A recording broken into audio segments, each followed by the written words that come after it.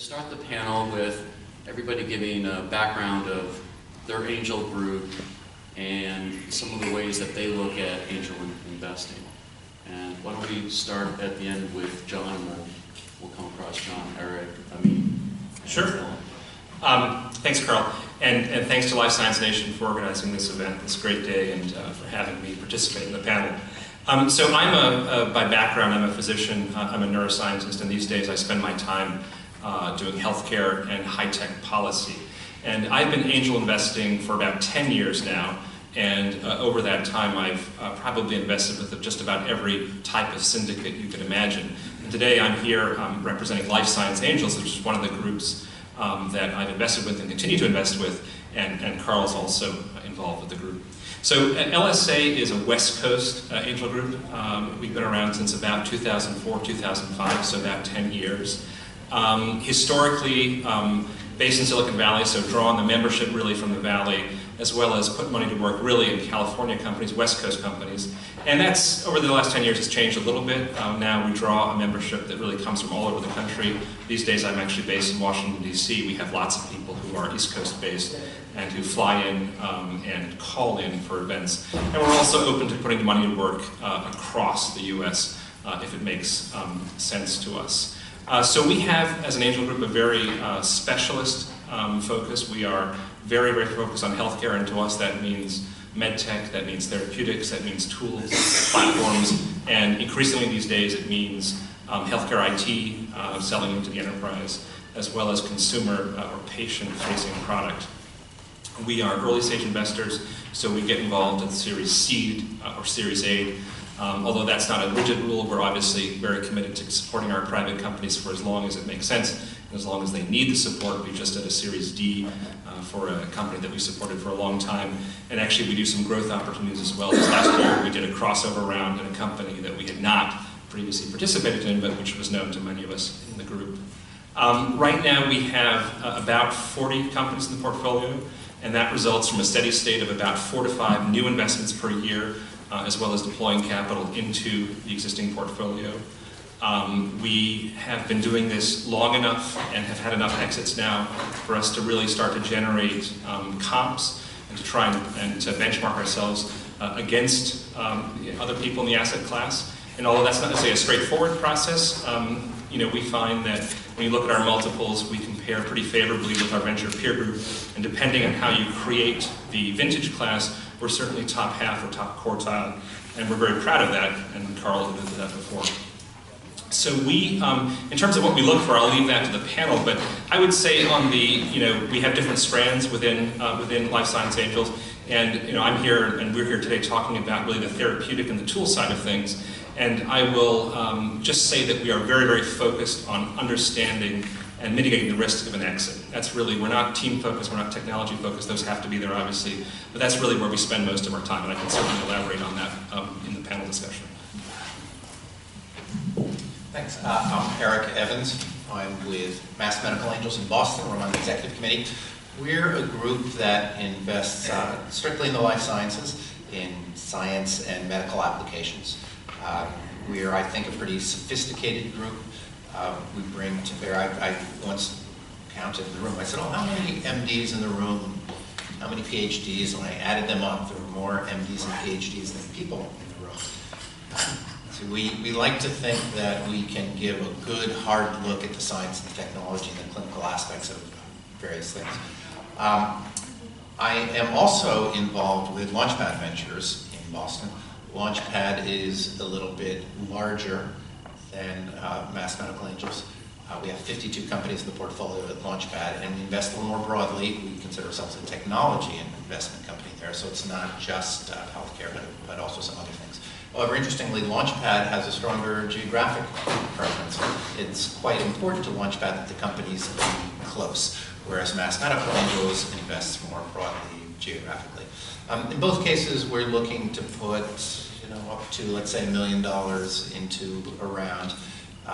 When it's the case of therapeutics companies, as we're talking about this morning, then that means typically we'll be syndicating, not necessarily.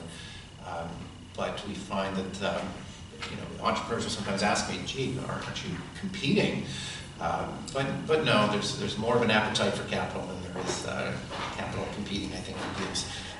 So we see more and more syndication all the time, and I wouldn't be surprised if that's a topic that we end up talking about this morning.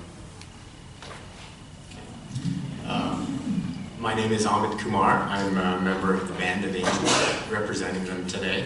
The Band of Angels is actually the oldest organized angel group in the country. We're generalists. We invest in all sectors. We have a special interest group in life sciences that focuses on life sciences, and I invest in the life sciences.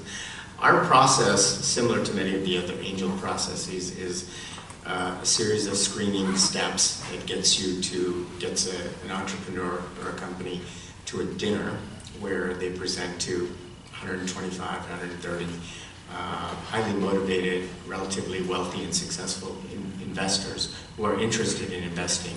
Like most of the other angel groups, our members pay thousands of dollars a year to be a member, so they're interested in looking at interesting deals. Our investment bites are anywhere from a couple $100,000 to up to a couple of $1 million, depending on the deal. Lately, virtually every investment that has made it to the dinner has been what's called a sponsored deal, and probably similar to other angel groups. The premise there is that if a member of our group has decided that they want to invest in the company or be a board member or an advisor to the company, that indicates to the rest of the membership that there's someone who's sophisticated that has made the decision to get involved, not only with his or her time, but also with his or her money, and that creates more credibility for that company. So I encourage people, if they're interested, to try and meet members of angel groups and try and see if you can get it in that way. And we'll talk more as people ask questions. And my name is Nola Masterson, and I'm with Science Futures. I started angel investing in the 80s, so I go way back with matching my money with some of the venture capital as a consultant and cooking up deals with them. Now I work almost exclusively with Astia angels and Golden Seed angels, and I'm particularly interested in women-led companies that are high-growth opportunities in the life sciences or in high tech. And we typically will invest alongside with those two groups up to $250,000. And I'm Carl Handelsman. I was a venture capitalist for 14 years at a big firm. Before that, I did business development. And for the last 2 years, I've been doing what I call a mini sabbatical, working with a lot of very early stage academic, NIH, incubators on how to take early stage therapeutic and synthetic biology companies and get to value inflections faster. So one of the things that's going to be my first question, by the way, prepare your questions because we're going to go to questions early. So one of the things that's kind of surprising is that we used to think that therapeutic companies needed 10 years and they required $1 billion and they were highly risky. And while I've been on a sabbatical, I've been investing as an angel, and I am facing the problem of seed investments where I'm practically the only investor that are exiting so fast I can't pay long-term capital gains, which is a good problem to have. So my first question is sort of to Eric, which is this a good time for angels and for entrepreneurs to be going in at an early stage into therapeutics? Yeah, I think that it is. People will sometimes think that angel investing therapeutics are incompatible. These therapeutics take so much money and so much capital. And that is very often true. But I think there is a place for angels. I'll talk about how that's done. But I would caution entrepreneurs that the pitch that does not work with us is when you come and you say, gee, I need $300,000 to do some of this early work. And if it's successful, I'll then go to the VCs for the $30 million I need to do the clinical work. And we don't like that at all, because there is the risk that the the science will actually work out and the financing will not. and that's not a risk that we're so comfortable with. So I think there are a couple of arguments that do work for us, though. One is we have entrepreneurs who come to us and say, we have a therapeutic under development, and we think the total capital requirement to exit is $10 million. Then we start to say, okay, that could be an angelic deal. Now, we won't do that ourselves at MA2, but we can circle with some of our friends, including friends here at this table, syndicate a deal, and over time we can put the necessary 5 or 6 or 7 or 8 million in to do a preclinical exit. We have funded a company in Boston called Avaxia to the tune of, I think, $22 million. So there are therapeutic plays that can exit before the VCs, and we like that. And I think the second scenario that works for us in therapeutics is to coordinate with the VCs from the beginning. And we also do that with some of our colleagues in Boston, where they will say, well, gee, this is a little early for us. And we'll say, well, let's reach some kind of understanding if we fund the high-risk early stuff that we can feel protected. Because the second worst thing after successful experiments where the VCs do not come in is successful experiments where the VCs do come in and we get killed. So we would like some understanding in advance that we're going to play well together. But both those things happen. So I think there's a real place for angels in therapeutics, particularly as the VCs, in my opinion, are a little less inclined to do the very early stage stuff than they were, I'd say, 5, 6, or 7 years ago. So I think the angels have kind of moved into that space, and that's why we're syndicating more deals and doing more $3, $4, $5 million rounds. And Nola, what do you look for in terms of investments, and how do you evaluate the companies that you... Well, the team is always the one thing that I look at. Have they done it before? Are they capable of doing the right experiments to get to the inflection point that they need to, and do they work well together as a team? Because I'd rather have an A team with a B product than a B team with an A product. And so that sort of sounds, and this question's for John, it sort of sounds like, oh, if I'm an entrepreneur, do I need to go and get a CEO? Do you need a CEO, John?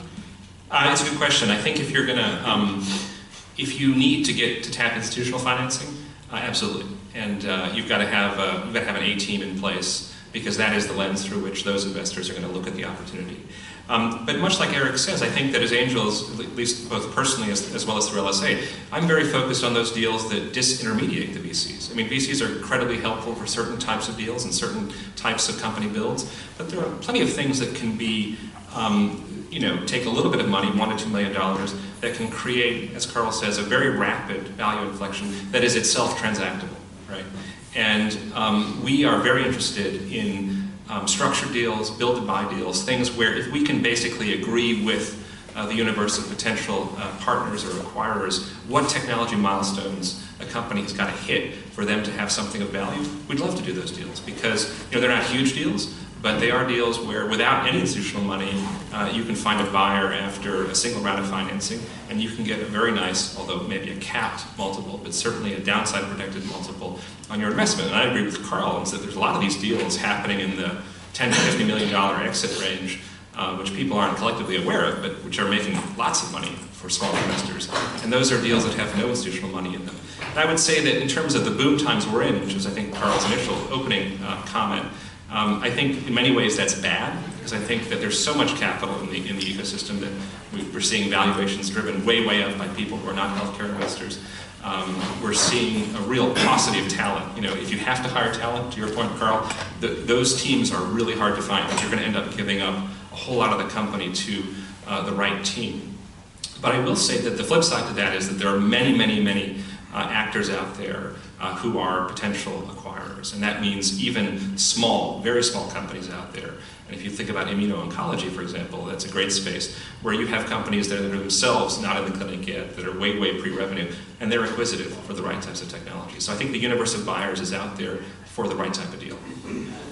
So can you tell us more about what your group brings in terms of expertise, and also talk about how you think about the financing path and syndication?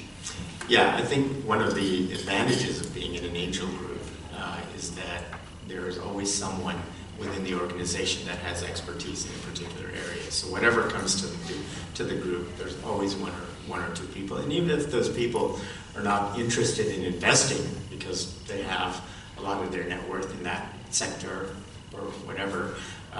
They're there to provide diligence and sophisticated insight to other investors who might be looking at that organization. I think to one earlier question, the earlier question you asked about what do we look for, I personally, a number of us have been on the venture side, have been at venture capital firms, and so we know how venture capitalists think, and a lot of the analysis is similar, but on the angel side, we certainly look, one of the things that I look for is, in addition to the existing team, are there other people who have committed to being involved in the organization? Are there other people who are familiar and well-known in the industry or experienced in the industry that are sitting on the board or willing to work with the company, have invested in the company? Two other things that to me indicate that management is sophisticated. One is an understanding of their capital needs. As my colleagues mentioned here, there are people who will come to the group and say, I need $300,000 to go do this experiment, and I'm going to go raise $30 million at a valuation that's 10x of where we are right now. That shows a lot of naivete and indicates to me that they've really not thought about how they're going to build this company. And then the second thing that I look for is an understanding of, by management, of where their organization and their technology is within the broader picture. It's not uncommon for me to be sitting and listening to a pitch, and in my mind, I may not say this to the entrepreneur, but in my mind I'm thinking, Pfizer has already killed you, you don't even know it yet. And it's important to understand where you are within the context of the broader life science and pharmaceutical context. So my name is David Deems. When you're in a situation where you actually have early stage revenue growth and you're actually doing a significant amount of R&D, could you just comment about kind of roughly your respective views on emphasis? I mean, with any company, when you're generating revenue, especially early stage companies, there's a lot of focus on, how quickly can you grow that? But at the same point in time, there's some fundamental R&D that needs to go on in order to advance kind of your understanding of where you really are with a particular compound or something along those lines. I'd be interested kind of in your perspective on that choice, because as an entrepreneur, there's also an emphasis on focus. It's like, do I focus on revenue growth and to attract early stage investment, or do I actually try and focus on fundraising and just let the revenue growth kind of happen more organically? I think it depends where the value is going to be created in the business model, so I think it's a case-by-case basis. Yeah, for us, we're almost always investing in pre-revenue companies. We're looking for a science that may or may not work, but if it does work, it will be big. So we're generally not investing in companies with it. Yeah, and I would comment that if you're starting to generate revenue, you want to show a very aggressive revenue growth rate, because if you're showing a very modest growth, then that's going to cap your valuation. Now it may be okay because that's providing capital to continue funding your operations, but in the therapeutic space, if you're doing a couple $100,000 and a couple $100,000 more each quarter, it's it's nice, but it's not going to excite anyone.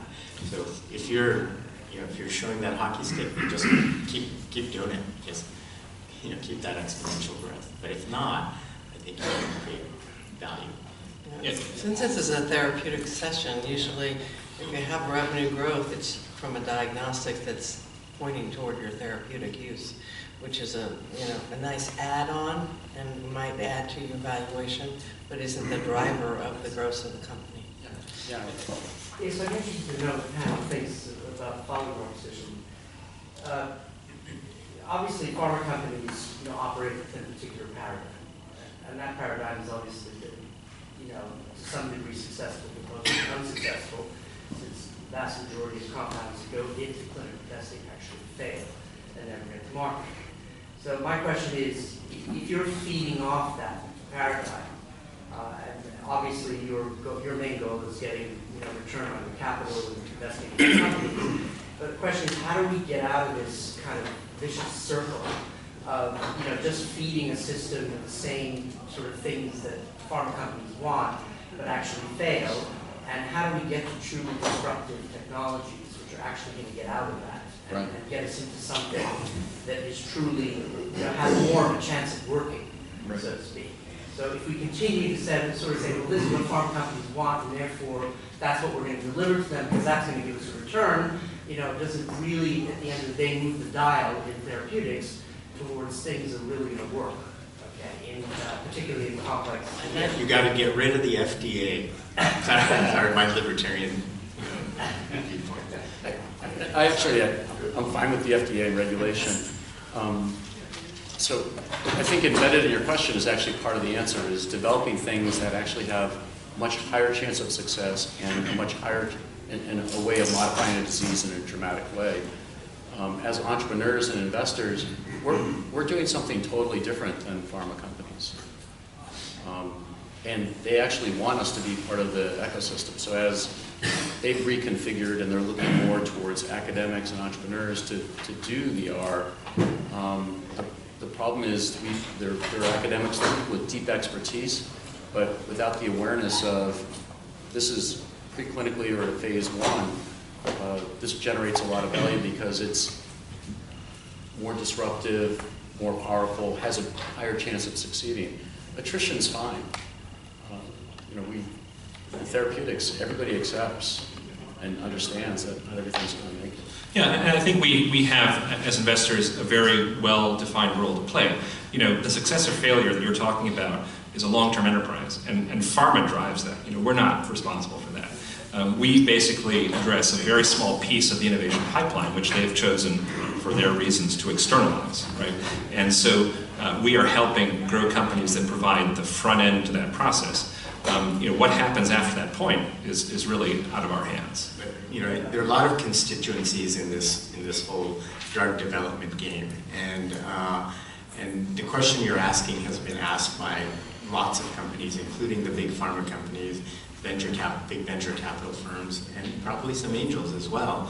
And there's really no answer. We have to understand the economic situation is that when investors in biotech and life sciences go away because the markets are bad, pharma's been underwriting that whole industry at a modest level, but pharma underwrites that industry because pharma makes all of the money.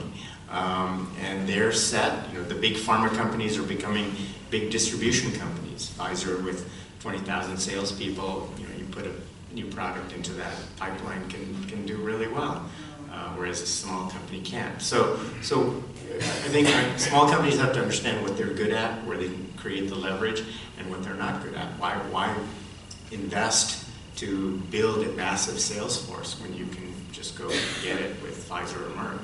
Talking about that. Yeah, I think you have a question. no, but companies do that. You have a question?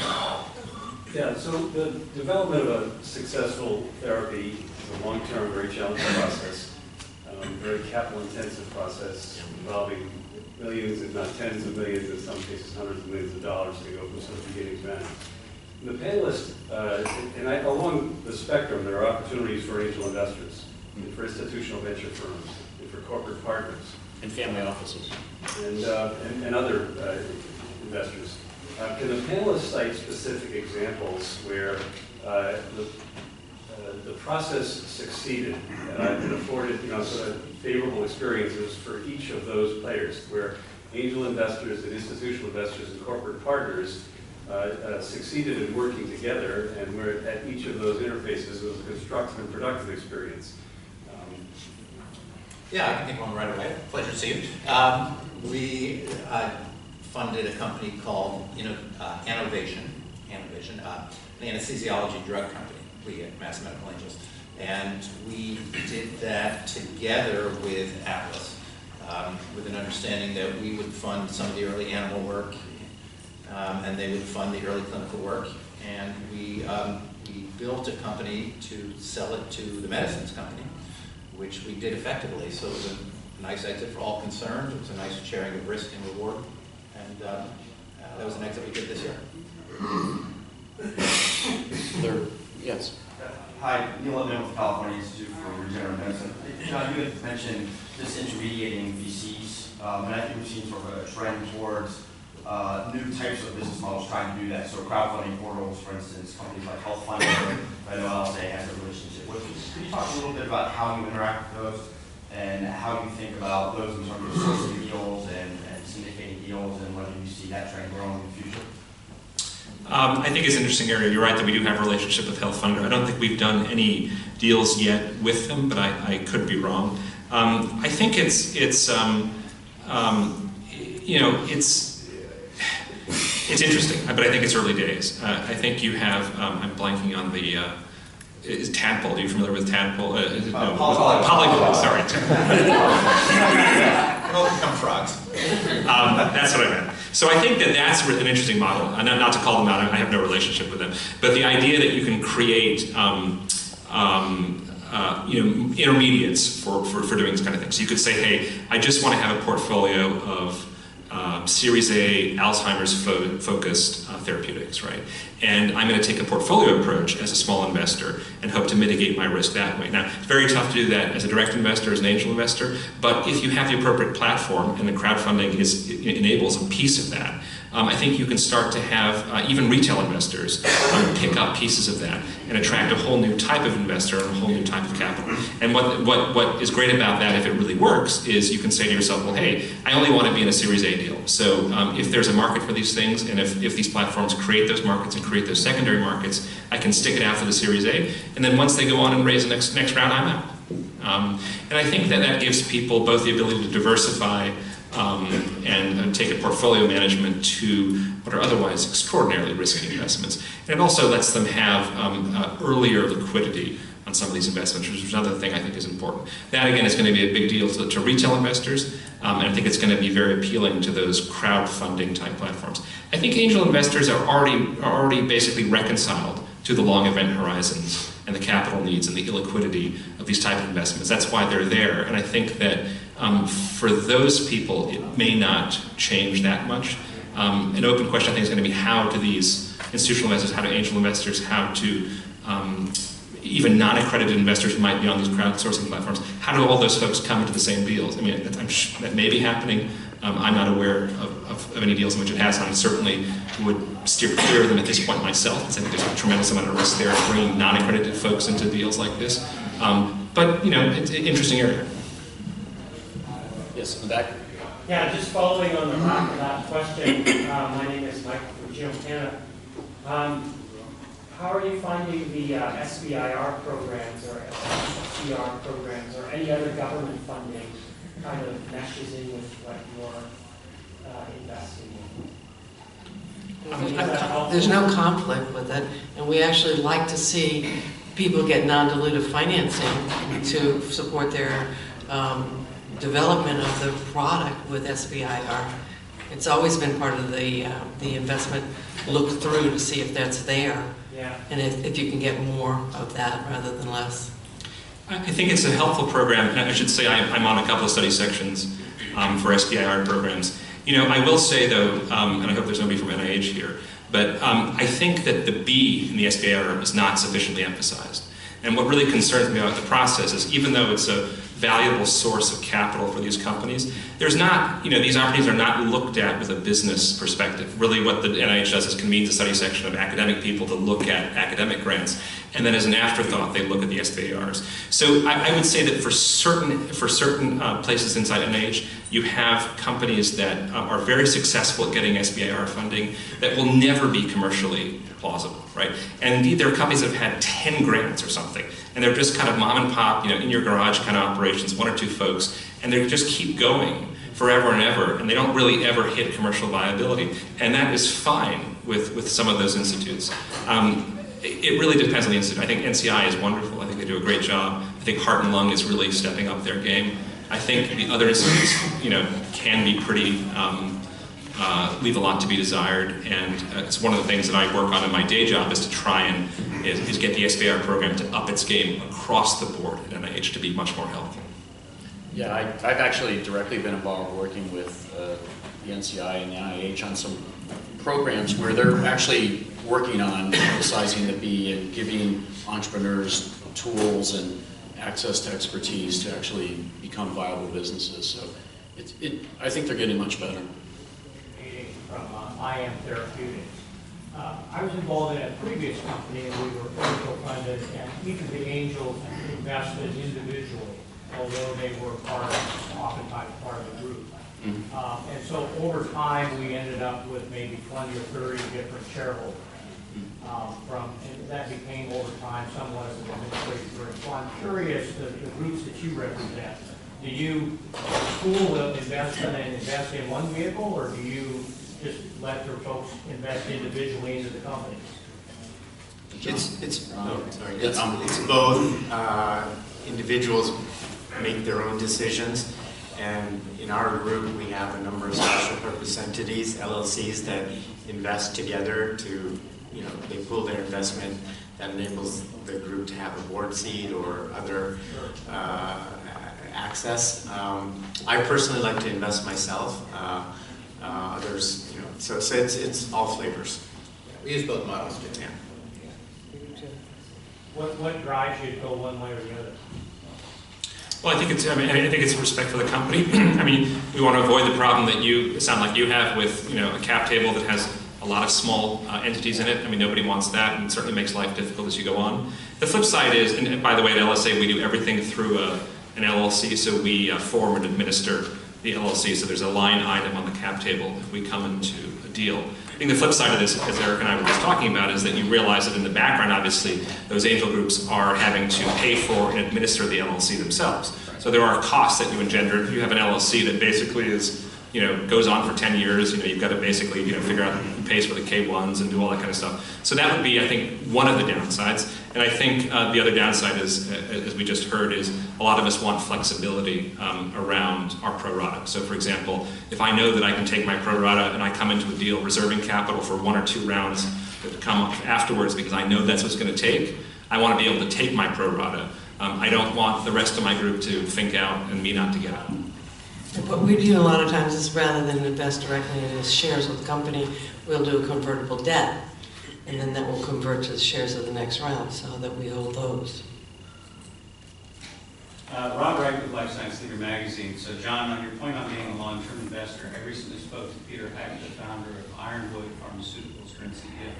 He said early days of securing funding, he described in a meeting saying, when asked what is our exit strategy, death. And so long-term horizon, but he figured out that wasn't maybe the best way to present the exit strategy over time. So I'm wondering what advice you would have for the folks on maybe better ways of presenting exit strategies or pitches to close it out. Well, I can start. I think that I'll answer your question directly, which is say that I think that the companies that I most like hearing from are companies that are where there is an investor who is involved. Somebody who has invested either someone else's money as an institutional investor or who's sort of investing their own money, because they will frame the opportunity in terms of a number of exits. And then basically I can work back to what makes sense for me to do now, and I can stress that scenario. I think that's what you have to do. I think as long as you are specific about the ways and the event horizons under which you exit, and what those exits might look like, and how diluted you might be on the way to those different scenarios, I think that that is the most helpful scenario, right? Because that creates the optionality that the investor ultimately is going to look at. It's much less helpful, although I obviously do it, for me as an investor to have to underwrite your deal. I want you to underwrite the outcomes for me and help me to understand where you think you're going to exit and how you're going to exit, and then I can do the rest. But I think that's really important. So this is, thanks very much for joining us early in the morning, and why don't you join me in thanking our great panel.